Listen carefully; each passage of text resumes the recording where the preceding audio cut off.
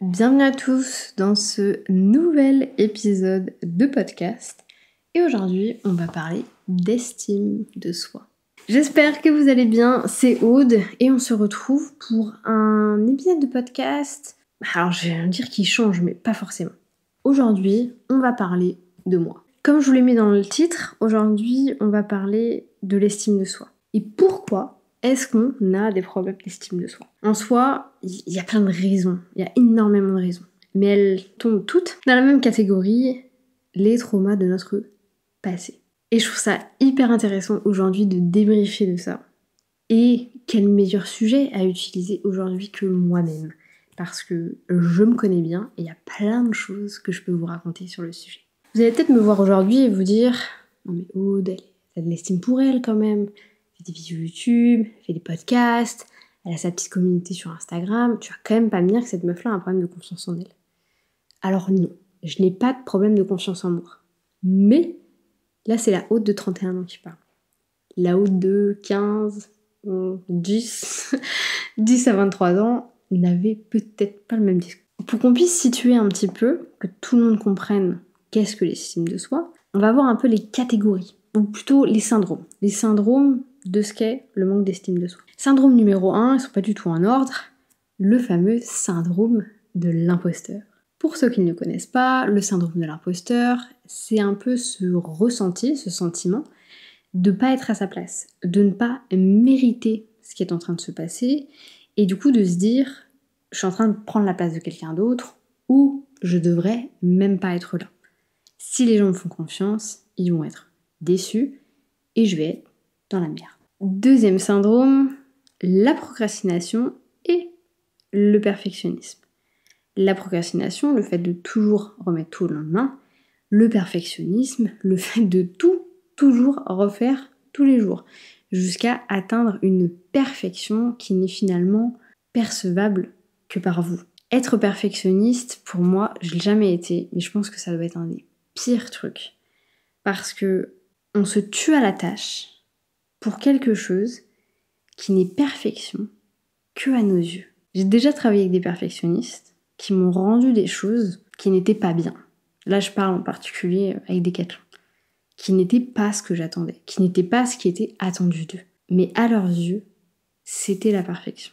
Et ça, je pense que c'est un des trucs, une des choses, un des syndromes les plus compliqués à vivre. Le quatrième, et c'est celui dont on va parler aujourd'hui, c'est le fait d'être un people pleasing. Alors j'ai pas trouvé littéralement je vais pas chercher non plus la translation en français, mais en gros ce sont les gens qui veulent plaire à tout le monde. Et aujourd'hui on va parler de celui-là, parce que moi j'ai été très longtemps un people pleaser. Le cinquième symptôme, c'est le fait de toujours se comparer. Se comparer aux autres, se comparer à soi, se comparer à peu importe, d'être toujours en train de se comparer. Et le sixième syndrome qui, ça me tue de dire ça parce que je sais pas si c'est vraiment vrai, mais voilà, c'est ce que Internet m'a dit, ce sont les hypersensibles. Les hypersensibles, apparemment, feraient partie d'une catégorie de personnes, ou de l'hypersensibilité du moins, catégorie de personnes qui auraient du coup moins d'estime d'eux que d'autres personnes. Du coup, comme je vous l'ai dit, moi j'ai envie qu'on parle aujourd'hui du people pleasing. Si vous voulez qu'on parle des autres sujets, vous me le dites et je ferai des épisodes sur les autres sujets. Mais aujourd'hui, j'ai envie de parler de ce que je connais. Et moi, ce que je connais, c'est le people pleasing. Le fait de vouloir plaire à tout le monde. Parce que j'ai été très très longtemps comme ça. Pourquoi est-ce que les gens comme moi cherchent à être adorés, aimés de tout le monde? Il y a plein de raisons, on va en discuter. La première, et moi c'est quelque chose que je ressens énormément et que j'ai encore aujourd'hui, c'est d'éviter le conflit. J'ai extrêmement peur du conflit. Ouais, je déteste ça, genre vraiment le conflit pour moi des autres, même si ça ne me touche pas personnellement et que j'ai aucun contrôle dessus, ça va me faire pleurer. Je suis très... alors du coup vous allez dire oui, vous êtes hypersensible et tout. Peut-être, j'en sais rien. Mais en tout cas le conflit, j'ai vraiment du mal avec ça. Et pour autant, j'ai très peu vu ce conflit dans ma vie, dans mon cercle très proche, c'est-à-dire avec la famille de mon conjoint, avec mes parents, parce que ma mère est aussi comme ça, elle déteste le conflit, elle ne s'est jamais embrouillée avec quelqu'un de sa vie, elle préfère, préfère trouver une autre manière, elle ne s'est jamais embrouillée avec quelqu'un de sa vie, ça c'est quand même impressionnant. Mais du coup, j'ai jamais vu mes parents vraiment avoir de conflit, et peut-être que ça a aussi engrainé quelque chose comme quelque chose de sacré, voilà, le fait d'avoir un conflit, bref. Donc je déteste avoir des conflits avec les gens. Vraiment, c'est quelque chose qui peut créer de l'angoisse chez moi. Je suis du coup quelqu'un, alors beaucoup moins maintenant, hein, comme je vous le disais, qui a tendance très très facilement à s'excuser. Parce que justement, pour éviter le conflit. Mais de manière tout à fait diplomate, hein. Je suis pas non plus là en train de me mettre du bactère, genre oh, je suis désolée, mais absolument pas. Mais par contre, j'ai aucun souci à m'excuser pour éviter effectivement le conflit. Là où beaucoup de personnes préféreraient rentrer en conflit que de s'excuser. Ce qui est assez, vous voyez un petit peu l'effet miroir. Une deuxième raison pour les people pleasers, pardon, c'est la peur de l'abandon. Je crois qu'il y a la peur de l'abandon et la peur de décevoir. Moi, je l'ai pas forcément vécu comme ça. Non, pas trop. Après, c'est vrai que j'ai une histoire de famille qui fait que j'ai un grand frère et une grande sœur plus âgés que moi, et que je suis arrivée bien plus tard. Ce qui fait que quand j'ai eu 15-16 ans, j'ai fait les calculs, je me suis dit ah mais en fait moi j'étais peut-être pas très programmée ou quoi que ce soit, et forcément ça crée, alors c'est ça qui est fou, c'est que là je me suis auto-créé un traumatisme. Je veux dire, on m'a jamais dit on voulait pas de toi, enfin c'est impressionnant en fait la réflexion qu'on peut avoir autour de ça. Donc c'est vrai que je trouve que cette fameuse peur de l'abandon peut être aussi assez forte. D'ailleurs je vous amène, si jamais c'est des choses qui vous intéressent, à aller lire les livres sur les blessures de l'âme, je crois que ça s'appelle comme ça. Moi je l'ai jamais lu, mais en tout cas ça peut être très cool. Ensuite, une quatrième raison, c'est le fait d'avoir envie que les gens s'intéressent à vous. Vous avez peu d'estime de vous, mais vous avez tout de même envie d'être au centre de l'attention. Alors moi j'ai jamais été trop dans ce format-là, parce que ouais, ça faisait pas partie de ma personnalité, mais j'ai rencontré des gens comme ça. J'ai rencontré des gens qui en réalité, parce que c'était une personne en particulier dont j'étais très proche, donc je savais qu'elle avait un petit problème d'estime d'elle, pour X raisons, des raisons que je tairais par pure politesse, mais c'était vraiment quelqu'un qui était là pour être au centre. Tout ce qui l'intéressait, c'était du coup quelqu'un de très capricieux, tout ce qui l'intéressait c'était elle-même et ce qui allait se passer autour d'elle-même. Et ce qui est dingue, c'est que c'est quelqu'un que je n'ai plus dans mon cercle d'amis aujourd'hui, mais j'ai des nouvelles d'elle par personne interposée, elle est toujours comme ça. Et ça, je trouve ça impressionnant de me dire qu'après tant d'années, de toujours être dans cette recherche, d'être la personne centrale, c'est dingue comment peut fonctionner le cerveau. Au-delà d'avoir envie du coup que les gens s'intéressent à nous, c'est aussi cette envie d'intégration. Moi du coup j'étais plus comme ça. J'avais pas ce besoin d'être au centre du monde, mais j'avais un besoin d'intégration, de faire partie d'un groupe. Et je dirais même, c'est ouf de dire ça sur internet maintenant, mais faire partie du groupe. Moi, je voulais être avec les gens, voilà, populaires. Et je l'ai toujours plus ou moins été, mais j'ai jamais été la personne centrale. Vous voyez ce que je veux dire? Et je pense qu'on est beaucoup dans ce cas-là, à avoir toujours été plus ou moins avec le bon groupe, mais à ne pas être en fait un pilier, si vous voulez, de l'équipe de foot, quoi. C'est ouf de... Ouais, j'ai du mal à me dire que je suis en train de raconter ça sur internet, mais bon, si ça peut aider certains, écoutez, pourquoi pas.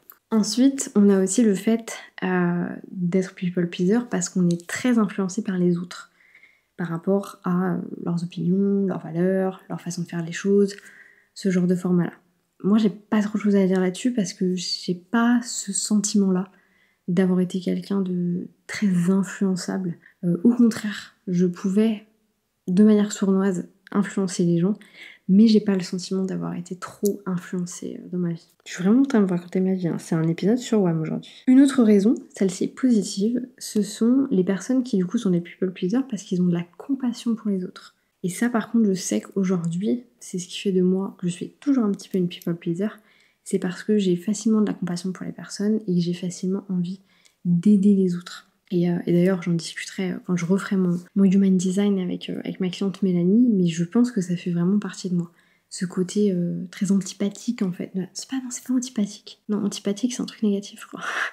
Vous voyez ce que je veux dire ou pas? Enfin, en gros, ouais, voilà, le fait de vraiment être là pour aider en fait les autres personnes. Deux autres raisons encore, et après on débrief. Le manque du coup d'estime de soi, parce que on a besoin que notre estime soit rattachée au regard des autres.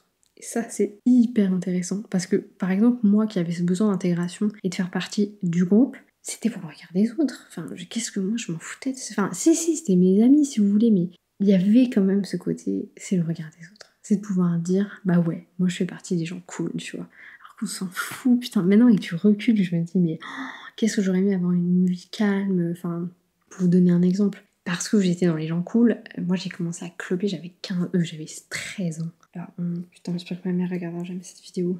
J'ai arrêté de fumer. Mais voilà, j'ai commencé très très jeune parce que j'étais avec le groupe. Donc j'étais peut-être influençable au final. Vous voyez un petit peu la réflexion, c'est trop intéressant. Et du coup, le dernier, c'est le manque du coup de confiance en soi qui va créer ce fait d'être people pleaser parce que on manque de confiance en soi, donc forcément on a envie que les autres nous valident et du coup on a envie d'être aimé en fait par les autres. Tout ce que je viens de vous dire vous a sans doute parlé.